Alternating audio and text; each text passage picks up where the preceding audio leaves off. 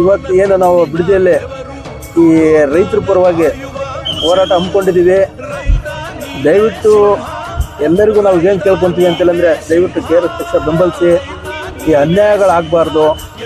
ಈ ಕುಕ್ಕರು ನಿಕ್ಕರು ಈ ನಮ್ಮ ಮತಗಳನ್ನ ಮಾರ್ಕೊತೀವಿ. 5,000 ಕೊಡ್ತಾರೆ, 10,000 ಕೊಡ್ತಾರೆ, ಕುಕ್ಕರ್ ಕೊಡ್ತಾರೆ, ಬೆಳ್ಳಿ ಬಟ್ಲು ಕೊಡ್ತಾರೆ, ಬೆಳ್ಳಿ ವಾಲೆ ಕೊಡ್ತಾರೆ ಅಂತೇಳಿ ದಯವಿಟ್ಟು ಆ ಥರ ಆಗಬಾರ್ದು.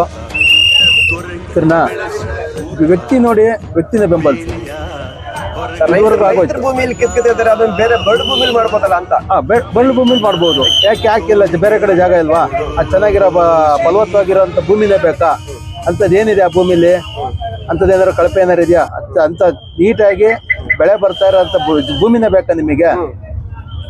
ಬೇರೆ ಕಡೆ ಎಲ್ಲೂ ಸಿಗ್ಲಿಲ್ವ ಜಾಗ? ಇದೇನೇ ಸಿಕ್ಕಿದ್ದು ಅಂದ್ರೆ ಇಲ್ಲಿ ಯಾರು ಕೇಳಲ್ಲ, ಎಲ್ಲ ಅಮಾಯಕರು ಅಂತಲಾ? ಅಮಾಯಕರಾದ್ರೆ ಏನ್ ಬೇಕಾದ್ರೂ ದೊರಡೆ ಮಾಡ್ಬೋದಾ ನೀವು?